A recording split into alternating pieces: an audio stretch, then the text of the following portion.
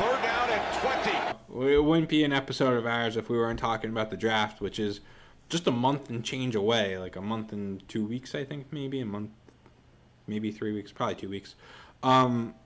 We're talking running back prospects. And so I think the best way to go about this is to just go consensus and talk about what our consensus rankings were, and then where certain people differed and explain why they differed. We actually, for the most part, agreed on the top 3. And what's surprising is we all had Javonte Williams as our number 1 running back prospect in the draft. I feel like we've talked about this a lot. I've talked about kind of why I'm fading Najee and Travis Etienne, and that's why I'm kind of going to chase. I think, Javonte Williams. I think, Frank has kind of talked about Javonte Williams and why I loved him so much. So maybe we don't really have to spend too much time on him, maybe just a minute. Frank, you want to just sell us real quick on why we should buy Javonte Williams? Dude, Javonte Williams is a beast with a capital B. The guy is a tackle-breaking machine. He's a bowling ball of a running back. He's a running back prospect that, to me, unless he tests like a slug, he really doesn't have a ton of weaknesses as a prospect. He's at least average in every single department. Like, you can say, oh, he's not the best receiver. He ain't bad. He's great in between the tackles. He has the highest force missed tackle rate of any running back I've graded in this class so far. So I think that he's easily the most can't miss running back prospect. I know, JT, you saying with me that we've kind of been on this Javonte Williams hype train, saying he's been the RB1 for us for a while. I personally think there's a shot that he can go at the end of the first round in the actual NFL draft. I'm looking at you, Steelers. Let's pick him up. I like him a lot. I'm targeting him in any league that I can. Yeah, to that point, real quick, we were talking about this earlier off the pod. My whole thing about this, though, and I've been saying it for so long, since like week 4 of the regular season this year. Like I was saying, like this running back class, the 2020 running back class, was so good, and there were so many good prospects, and I think this is going to be the one that's going to replace all the running backs in the future. And with that said, the top running back taken was CEH, who I didn't even think was like a top 3 prospect, and he was taken at 32 in the NFL draft to the Chiefs. I just can't justify a team taking him, even if they're so needy, in the first round. But if a team like the Steelers does pick him up in the first round, I do feel like Javonte Williams is then the definite running back 1. I feel like it should be unquestioned at that point. But yeah, we're definitely higher on Javonte Williams than consensus. If you're looking anywhere else, you'll definitely see Najee Harris at number 2. Except in ours, we don't even have Najee Harris at 2. We have Travis Etienne at 2. And to be clear, it's Jake Lounis and I that have Travis Etienne at 2. I don't know, Jake, do you want to talk about Travis Etienne and kind of why you picked him over Najee Harris? Yeah, I mean, I just think he's the type of prospect that I like more. He's a better pass catcher. He's a more versatile running back. He can run outside. He can run inside. He's a guy that, if you watch Clemson, he really did everything for them. Obviously, they have Trevor Lawrence. Everyone knows that. But the two of them together, and I think there's a good chance that, they could end up back together again. Because just based on where these guys are projected to go in the actual NFL draft, Trevor Lawrence 1 overall, and Travis Etienne just about the top of the second round. So there's a good chance they could end up back together, and I just think they're together. They were just unbelievable at Clemson. He does everything out of the backfield, and I'm excited to see what he can do in the NFL. I think he's a guy that's going to catch a lot of balls in the NFL, and if you're playing PPR, which I hope you are, he's going to get a lot of extra points here. Yeah, that's to make it quick, because I pretty much agree with every point Jake made. I think the receiving kind of ceiling that Etienne has in the NFL over Najee's is what gave me the edge, because they're insanely close. It was really more of like a 2A, 2B for me between those guys, and I'm sure you two probably feel similar. But I think the receiving edge of what I think Etienne can be gave him like the small bump over Najee. But I understand if someone had Najee at 2. Yeah, and so someone that did have Najee at 2 was Frank. And Frank, do you want to just explain why you took him over Etienne? That's funny because the reason I had Najee at 2 is because of his receiving ability. I think that Najee Harris, I look at him, and obviously, there are going to be people in the comments, I see him right now, saying, "What do you mean Najee Harris's receiving ability? Did you look at the stats, you freaking idiot?" Yeah, I looked at the stats, I looked at the tape as well. And the thing that I see with Najee Harris that really makes me fall in love with him is I look at what Kevin Stefanski is doing with the Browns right now, where the second half of the season they would consistently line up 3 tight end sets, go look a complete power look with all-pro running back Nick Chubb and like a 6'4" receiver with Donovan Peoples-Jones, and then all of a sudden if Baker doesn't like the look or the defense is stacking the box, gives a little clap, then they go 5 wide. And there was a lot of times where a guy like Nick Chubb, who was not a great receiver by any stretch of the imagination at Georgia, was actually decent in the passing game. I mean, it's not like he can't catch the ball. And then obviously they had Kareem Hunt that they'd be able to do that with as well. I think that if there's an offensive coordinator that wants to do a similar thing where they can use personnel groupings to their advantage, whether they want to go big or go small, create little one-on-ones with linebackers, Najee Harris is that back. So just because if a team wants to zone him and you have Najee Harris up against a corner, dude, I will go ahead and throw up a 50-50 ball to Najee Harris. The guy can come down with it. So I think that's a little bit of the X factor for me. It still is really close between Etienne. I had Etienne earlier in the process above Najee. I think that for me, for fantasy purposes, this is going to be more of like a landing spot decision. I want to see where they go and how I think that coordinator will use him, how they've used running backs in the past to really grade him. It is close. I just think right now I envision a path for Najee Harris a little bit more than I do for Travis Etienne that's a little more realistic. Okay, fair enough. And that's kind of where we have a tier break in our consensus with rankings, right? We have those 3 as the very clear top 3 according to like where we were ranking them and everything. After that's where we get, there becomes a pack kind of behind it of like 5 or so players that can kind of be switched around in our rankings. But right now, our top guy is Michael Carter. And actually, I'm the only one that's low on Michael Carter. So if one of you 3... Really low. Yeah, if one of you 3 wants to kind of defend him real quick, and then I could talk on the other side, I think that would be a good way to handle this. I mean, listen, I love Michael Carter. I was going to say, Frank's probably watched him the most. I love both of these UNC backs. I think that they're both just really tremendous football players. They have the work ethic. It seems like they have that.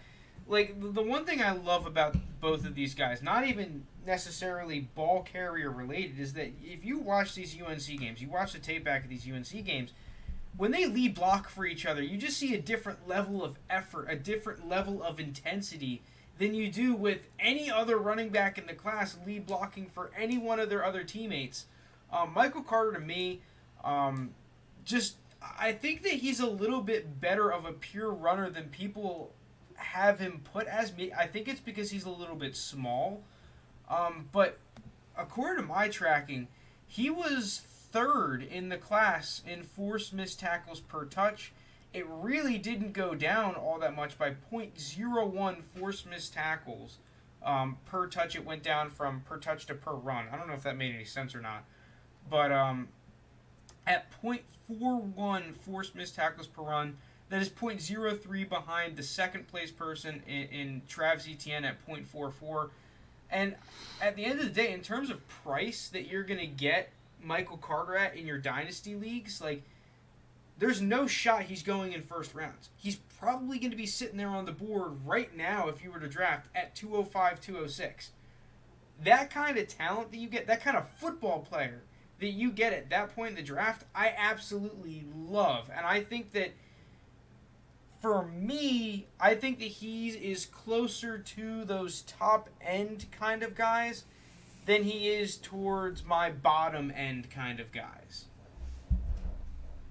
Would you say this one's closer? Because I agree with every single thing you said. And I love Michael Carter. And that was a good point you made about the 206 range, where if he's there, unless you badly need a receiver, I would love Carter at that spot.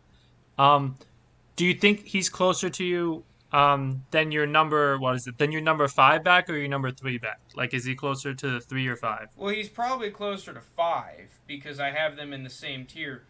But I think that both of these guys, my 5 and 4 back, are being pretty underrated. I have Michael Carter comped to Clyde Edwards-Helaire.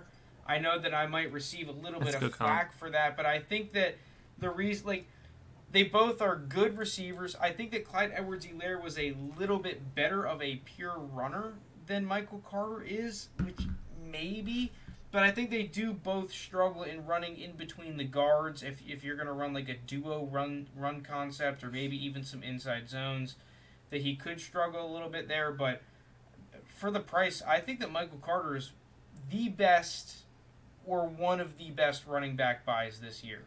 Like price and talent included in the whole package. Frank, Yeah. So I recently joined one of Ryan McDowell's, Superflex mock drafts. Guess where the draft spot that Michael Carter got drafted and what running back off the board he was? 206 RB4. 309 running back 9. Jesus. Yeah, that's such a good pick. That's such a good pick. You were drafted with a whole bunch of JTs. The running backs that went ahead of him, but...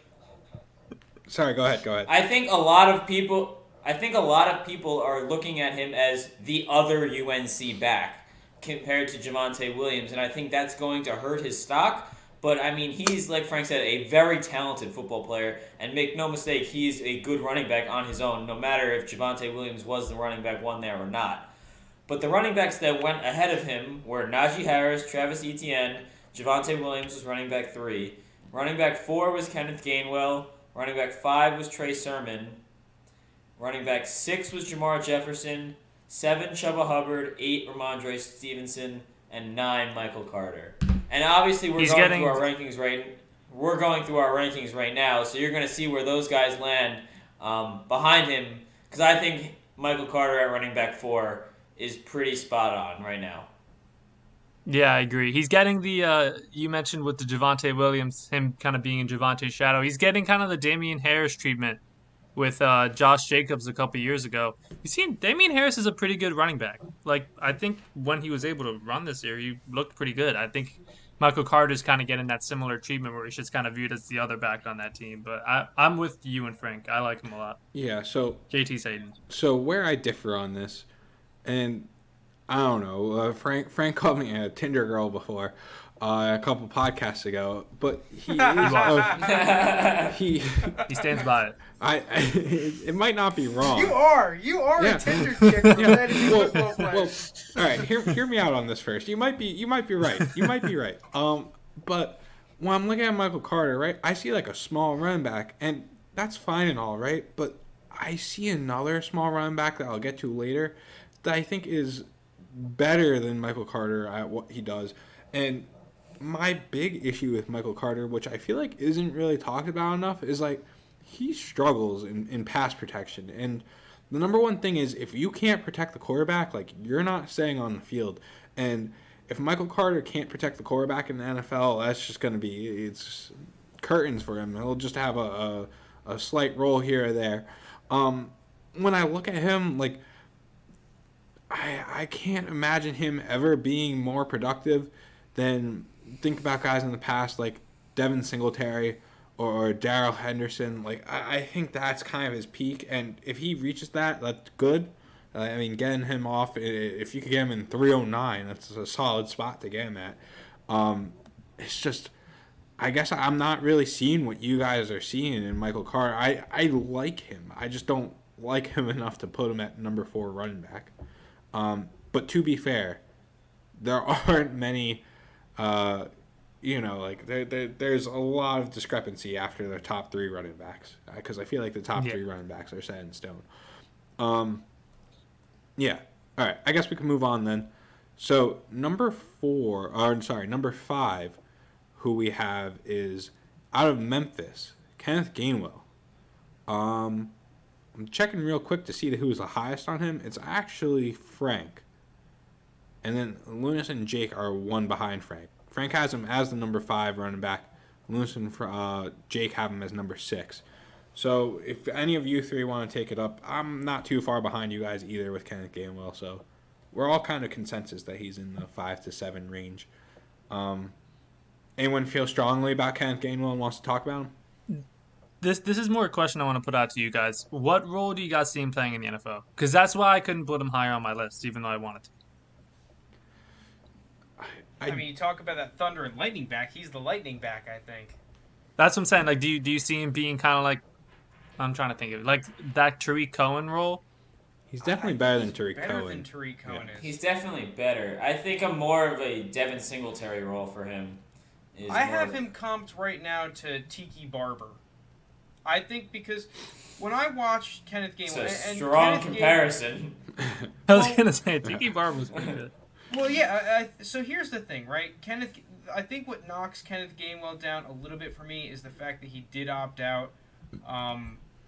He's really close with Carter to me. They're pretty similar running backs. I like them both a lot, and I like both of their prices. The thing with Kenneth Gainwell, though, is that he's not as good of a runner in between the tackles, but my God, when you just give him the football, he is absolutely electric. It takes so many guys to bring him down. God forbid he gets in space. He is just an absolute nuisance. And not only that, he's just really good at handling the football. He played quarterback in high school, so if you want to do any like direct snap stuff, any wildcatty kind of stuff, he's really good at just handling the football. So I think that's a nice little underrated part about him. And if you want to talk about a guy that just plays bigger than he is, this is a guy that just consistently will make bigger defenders drag him down. He has really good pad level when he's going for contact in between the tackles or just against any defender in general. I really like Kenneth Gainwell. I think that he's more than just a receiving back. Now, like you guys said, is he ever going to be that RB1? I don't know. I think that the stats and the measurables will say more no than yes. But I like both of these smaller running backs. I mean, they're definitely not at the level of guys like, the J.K. Dobbins of last year. But in terms of guys that you can pick up probably towards the middle end of the second round, I think that they're good dart throws if you need a running back. Yeah, I'm kind of on the side of Lounis where it is a question of what he's going to be in the NFL, and that's kind of why I'm lower on him than everyone else. But again, I am at 7, which is the lowest, and the highest is Frank at 5. So it's like it's not a big difference. I don't really have too much to add on Kenneth Gainwell. If we're ready to move on to our next guy, and that is actually... Oh, wait, real quick. Yep. With Kenneth Gainwell, he's the best receiver of all the running backs in the class.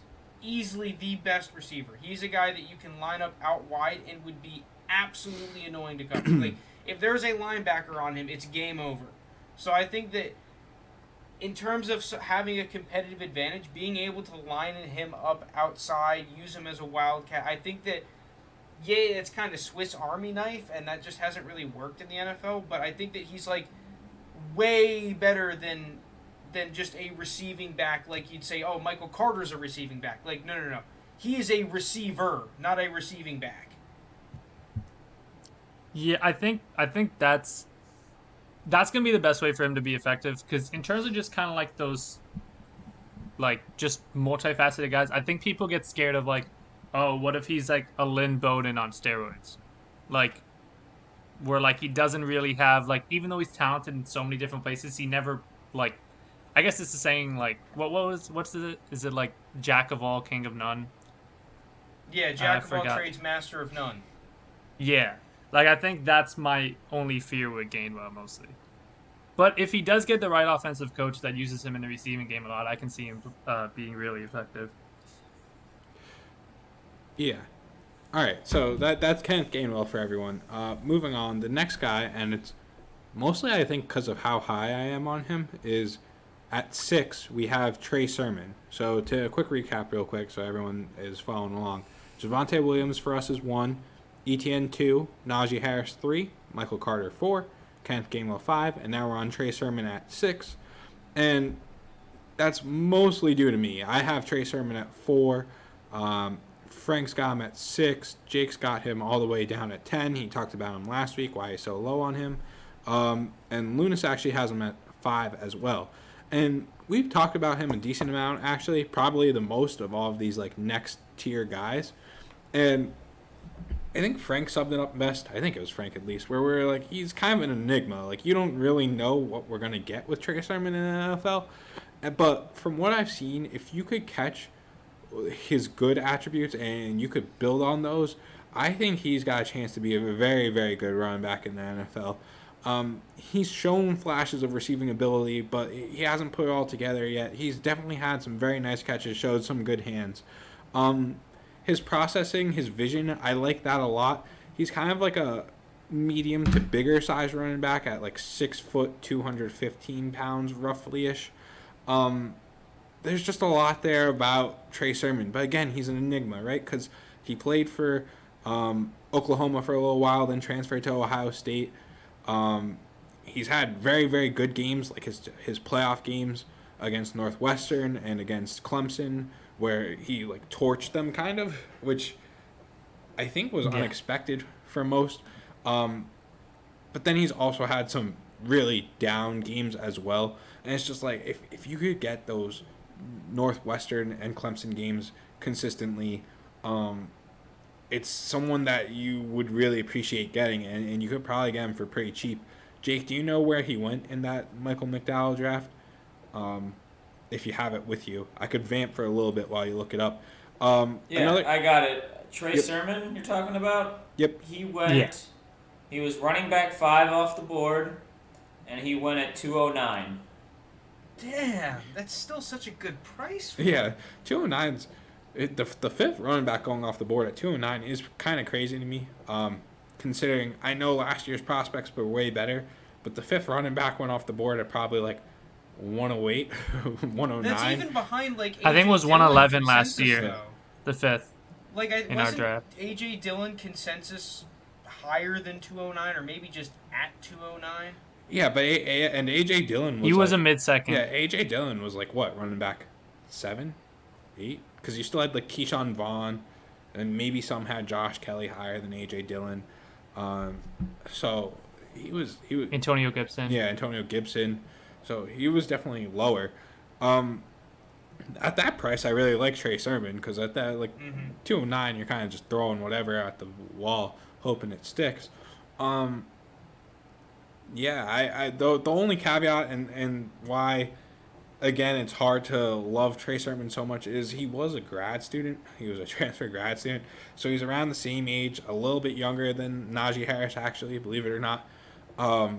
But when you do have someone so old, like it's not exactly men against boys, but you can't argue that like he definitely does have an advantage playing against younger guys.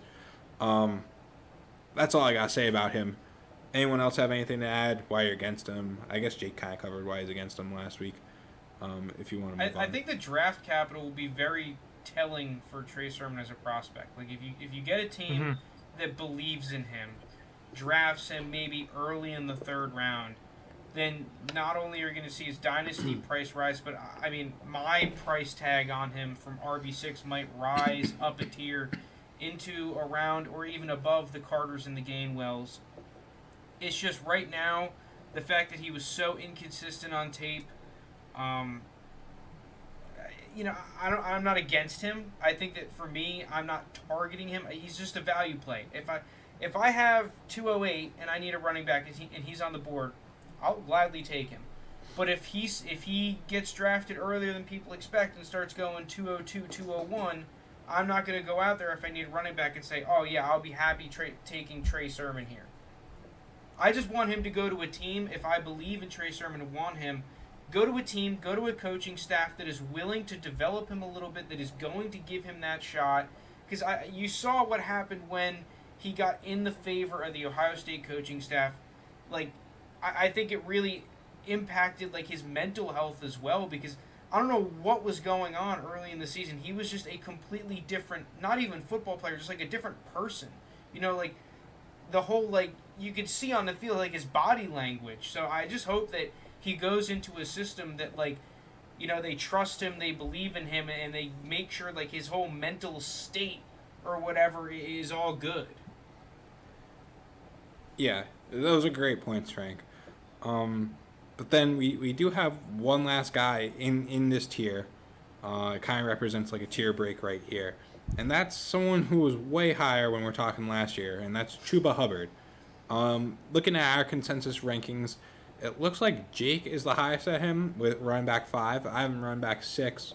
Frank's got him at running back 8, and Lounis as well at running back 8. So Jake, I guess, if you want to say why you're a little higher on him than us, feel free. For me, it's just the talent. I mean, we've seen this guy, put up huge numbers at Oklahoma State. Not last season, but the season before. I just think this COVID year really did not do him any good. He was injured. It was a weird season. But if he goes to a team that is a heavily zone blocking scheme in the NFL, I just think he's going to fit right in and kind of revert back to what we saw 2 years ago at Oklahoma State, and he has a chance to be a good running back in the NFL. I just like the talent here. I just think he can do a little of everything. Good pass blocker. He'll be on the field, good, between the tackles. He's just a guy that I overall think is a very good football player, and people are reading too much into one bad season here at Oklahoma State. All right. Anyone anti Chuba Hubbard here? Want to speak poorly? I liked him a lot more last year. This year, how many games did he miss this year? Didn't he miss a couple games? He missed the games at the end of the season. It was like 3 or 4. 3 or 4 games at the end of the year? Yeah, so he finished with 133 carries for 625 yards, 4.7 yards a carry, and 5 touchdowns. The 2 backs behind him at 547 rushing yards on the year and 437 both had at least 0.6 higher yards per carry. Their running game really didn't drop off when he got injured. I still like him. I was just this year, like between the injury and then between like how well those 2 backs behind him did when he was out. Chuba Hubbard gets drafted to Seattle. Where is he now on your running back rankings? Higher. Definitely higher. I mean, I said earlier, I'm fading Seattle, so like, I'm just not going to buy him. I mean, he's high. Prices. I already don't have Hubbard at the highest right now. He's my 8th, so I mean, he would go up from 8. Say that. I just think if he goes to Seattle, he'd fit right in that Chris Carson role. He would fit in that offense. If they were to let Carson walk, I think it would be an unbelievable fit right there. I think for me, the major problem with Chuba is that he's kind of like a one-trick pony right now. He doesn't really offer you a ton outside zone for me. And he really only tries to beat you with speed and a jump cut. At the same time, I think that he has a ton of potential. He just needs to improve at the next level. So, he's like he's more of a developmental guy for me. And the other thing too that I will say is that I saw a report that he was supposedly injured for a large portion of last year. Like kind of like an undisclosed injury sort of thing. I don't know if I necessarily buy that or not. I'd be saying that if I had a down year too. Maybe that explains some of the bad season. Yeah, that might be it. But in terms of a guy like, I think that he's a good play. If you're a team, if your dynasty team is lacking talent and you're sitting there, maybe the beginning of the 3rd round, and he's on the board, and maybe come draft time, he's getting drafted around Khalil Herbert's and Raman Ray Stevenson's. Like, I like these guys, but if I need just a pure upside play, I think that Chuba Hubbard is the running back for you, because he's the kind of guy that he seems like he has a terribly low floor, but at the same time, we all see the ceiling. He has the speed. He has good vision, at least for me. I think his vision is pretty good. He has that jump cut. He just kind of needs to build upon that at the next level. Where are you guys taking him in rookie drafts around? Same price as Sermon for me, like right now, that late second. I think that him, Sermon, Raman Ray Stevenson, all around that late second. For reference, he went at 303, running back 7 off the board in that mock draft. That's honestly probably right around where I take him. I feel like I could find other players in the second round that I'd rather have than Chuba, but beginning of the third round, I'd feel pretty comfortable just taking the dart throw on him. I probably got him close to there, probably like 305, 306. Let me see where I have him graded. Like I have mid-third. him right now on my doc. Where's Chuba? Like mid-third, mid-early third, somewhere in there. Oh, wait, yeah, late second, early third. Okay. Yeah, and so according to this consensus kind of mock draft, there was a summary of a bunch of mock drafts. He's going at 212. So I guess a late second round is probably where you would have to pick him up if you were going to pick him up. Which, again, it's not like at around that point, it's kind of just whoever you really like, you might as well just go ahead and take him. Moving on, someone that we talked about last week as well. Frank was pretty low on him. In fact, Frank, he's not even on your board, right? Your top 10. Yeah, he's not. He'd be right around. He's in the same tier for me as Kylan Hill, so you could put him at 10 if you really wanted to. But I'm not really looking to draft him at his price right now. Yeah, well, I'll touch on that in a second. Who we're talking about, and kind of it represents our next tier, the third tier, I guess, is Jamar Jefferson from Oregon State. And I guess I'm the highest on him at 5. I do have a caveat with that, but I'll talk about him for a little bit. So, like Frank was talking about earlier, it's kind of hard to find tape on Jamar Jefferson if you're not paying for anything. I guess like Dynasty Nerds Film Room might have it. Now, I have seen good games by Jamar Jefferson, but to kind of just be completely open, I have not seen that much film about Jamar Jefferson, but what I have seen, I've liked. He had a really good game against Oregon. Go watch that game if you want to be a believer and go buy him. My thing, though, is we talk about breakout age a lot for wide receivers. We don't really talk about for running backs.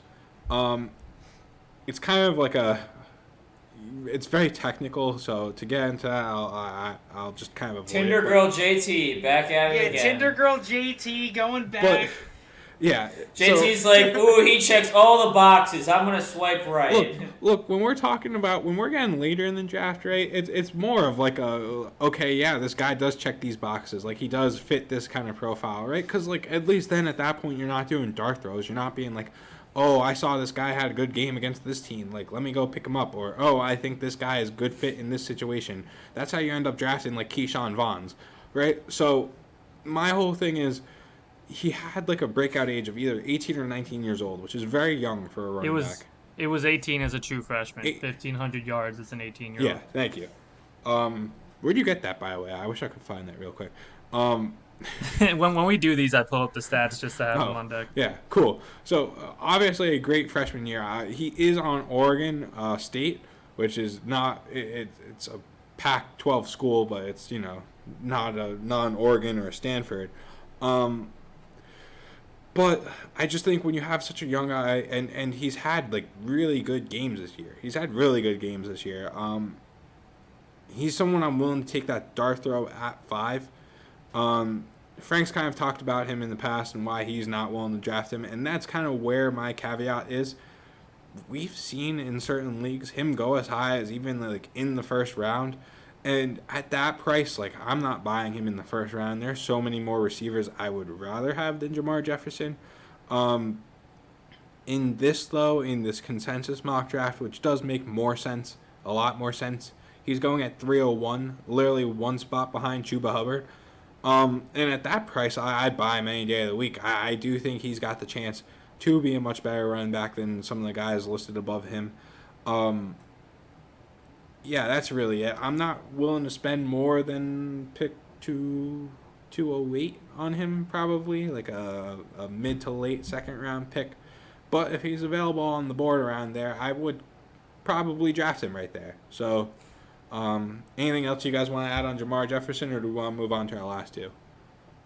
Just the last thing. I honestly might replace Gainwell with him. I was really for RB6 and move him up one because I was really close. Because as we mentioned, his breakout age was super young at 18, 1,500 scrimmage yards. I think another underrated thing with him is he can pass protect, which like a lot of rookie running backs struggle with coming into the league.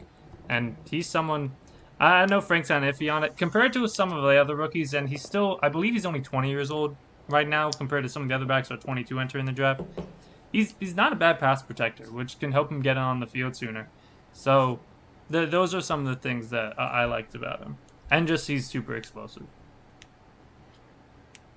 You can watch the fading rookies for my take. For me, he just doesn't break a ton of tackles. Now, granted, I wish I had more tape on him, like JT said, but he doesn't break a ton of tackles. He's a jack of all trades, master of none, but all of his trades I have slightly below average. I just think he's a day 3 guy. All right, that's Jamar Jefferson.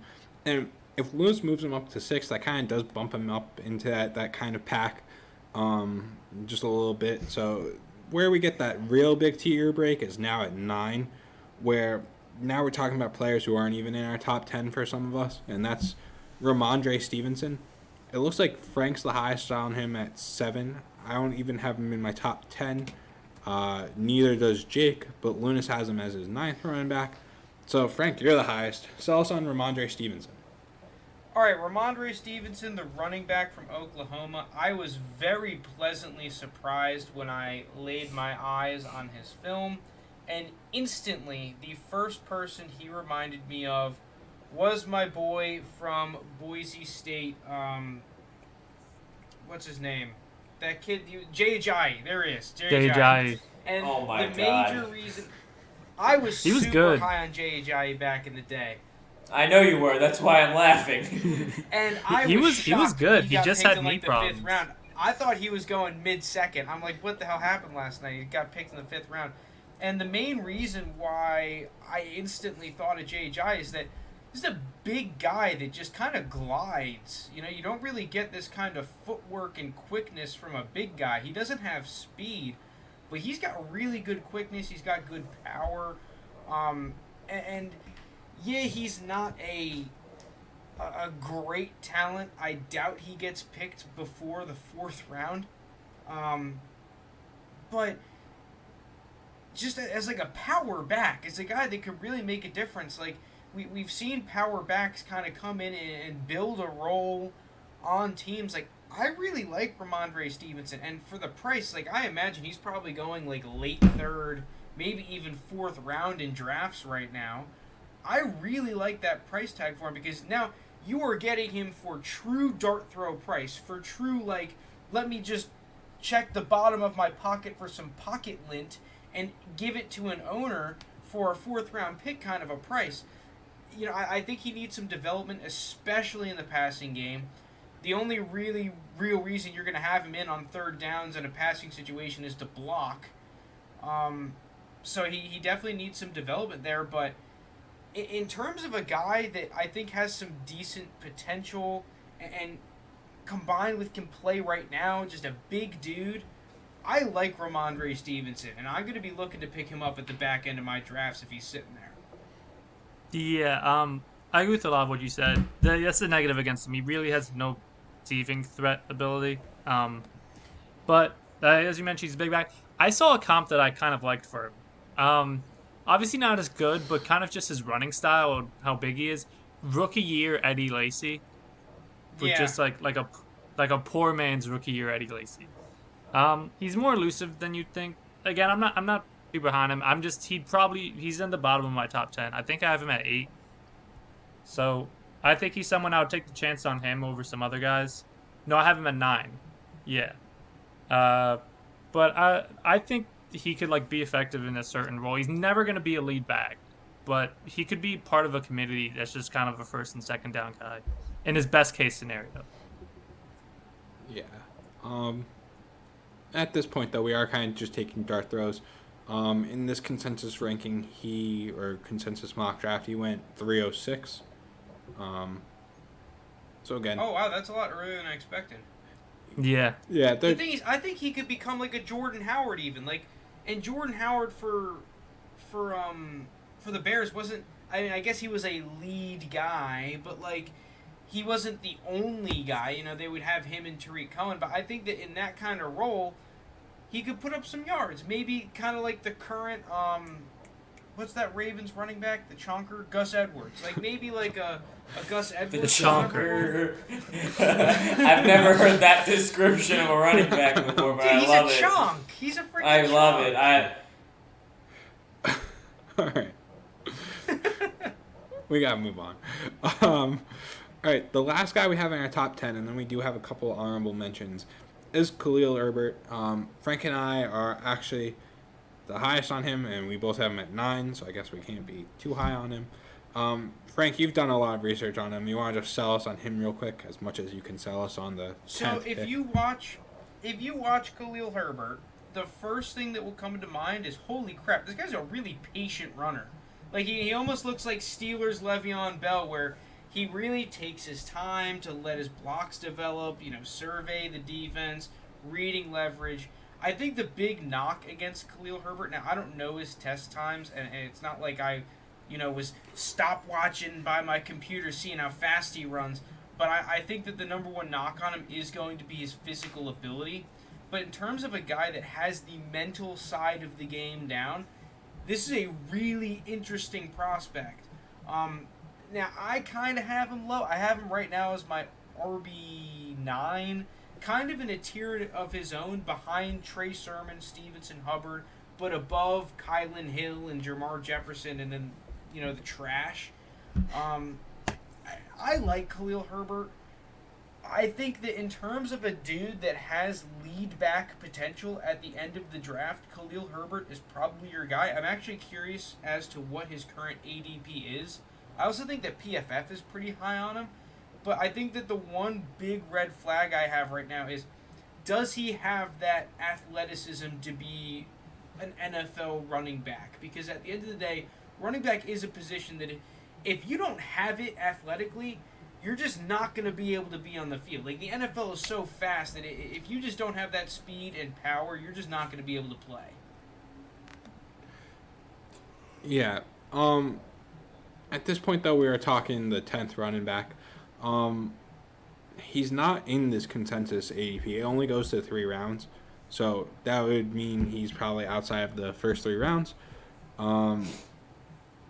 Yeah, there's not much, we're talking about the later round guys. If anyone wants to jump on a stump real quick for people they want to defend, like, Jake, you're pretty high on Jarrett Patterson. Yeah. What's making you put him so high? I mean, Tuesday night action with Jarrett Patterson, nothing better than that. Watching him run for like 6 touchdowns a night is pretty fun. But honestly, though, I think he's a really good running back. He really can run between the tackles. He'll fit pretty much any running scheme you want to do. He's very capable of doing anything in the NFL. He's just a guy that I think is a very solid back. Nothing too flashy, nothing, but he doesn't do anything bad. And I think that's going to get him on the field a lot, and I think he can catch the ball out of the backfield. He can run the ball between the tackles, like I said. He needs to work about a little bit around the edge, but I just think he's a guy that's very solid, and he'll end up being part of a backfield one way or another. So I think compared to a lot of the guys that you're going to find, around running back 7, 8, 9, 10, like, he's a guy that I think has a better chance to stick around. All right, yeah, I mean, it's a good job to defend him out of Buffalo. I do have one guy that I kind of am, I guess, on the stump for. I have him as my running back 8, so I mean, I guess I can't be that high on him, but I'm talking Javian Hawkins. And when I was talking about Michael Carter earlier, this is the person that I do think is pretty similar to Michael Carter. I just think he does a lot of stuff better than Michael Carter. He's very speedy, he's very fast. What I was saying about him, though, is like he plays bigger than his size, because both him and Michael Carter are only like 5'9", like 190 something pounds. They are kind of smaller, but when I was watching Javian Hawkins, he is kind of more aggressive with how he runs. Knock against him, though, and what Frank was saying earlier is he's pretty low for his forced miss tackle rate, which is a concern of mine. But then when I'm talking like running back 8, like it's hard. Like you're getting nitpicky at this point, and you're trying to just order guys around and get the right order that you think and guys you like. So he's someone that I'd be willing to take a flyer on in the later rounds. I don't think he's in this consensus either, so that probably means he's another 4th round pick. So essentially it's looking like you've got roughly in a super flex league, right? You've got 3 running backs going in the first round, in Najee Harris, Travis Etienne, Javonte Williams, in that order. Then you have about 4 running backs in the second round in Kenneth Gainwell, Michael Carter, Trey Sermon, and Chuba Hubbard. And then in the third round, you have Jamar Jefferson, Kylan Hill, who we haven't really mentioned. Frank touched him on a little bit. Raman Ray Stevenson, and Jarrett Patterson. So it seems like there's only 12 running backs going in the first 3 rounds. And yeah, that's kind of low, I guess. Not great. I don't know. Anything you guys want to add? Draft. You go, Jake. I'm just going to say that I think that just shows the difference in this year's draft class compared to last year's. I know you touched on it a little earlier, JT. That last year, we had, I think, 5 or 6 running backs in the first round of the fantasy draft, of our rookie draft. So, just to have, maybe 10 go in the first 3 rounds this year, it just shows the difference in the strength of these classes. Yeah, really quickly. Yeah, last year's ridiculous. One thing I do want to say is that we don't have, at least I don't have every single one of the running backs rated. I think I'm only 15 deep right now, and I plan on getting to around 25, 30. So if anything changes, I'll be sure to let you know on the pod. And the other thing too is that, man, this draft is going to be a battle of when do you really want to take the running back? Because come second round, like we're saying, at least I'm saying, oh, I'd love to take Michael Carter in the middle of the second round, but what if maybe an Elijah Moore's on the board, even though I think he's going to rise come draft time? The receiver prospects in this draft are just way ahead of the running back prospects, so it's going to be a little bit of a battle, whether or not you want to reach for a running back, whether or not it's worth it to reach for a running back. I personally think not really. I think for a lot of these running backs, unless it's a UNC running back, I think I'm just going to kind of play it by value. I'm not going to come out here and reach way above their ADP, but if one kind of falls to me that I like, I'll take a little bit of a flyer on. But I think more so the receivers and the quarterbacks in this class are the positions to reach on more so than the running backs. Frank, that's a great 1,000% agree with you. It's funny that you should mention that, actually, because in this consensus mock draft, Michael Carter is surrounded by Elijah Moore and Diami Brown, who I would both take over Michael Carter. I do think as we get closer to the actual rookie drafts, we're going to see running backs start rising more because of need.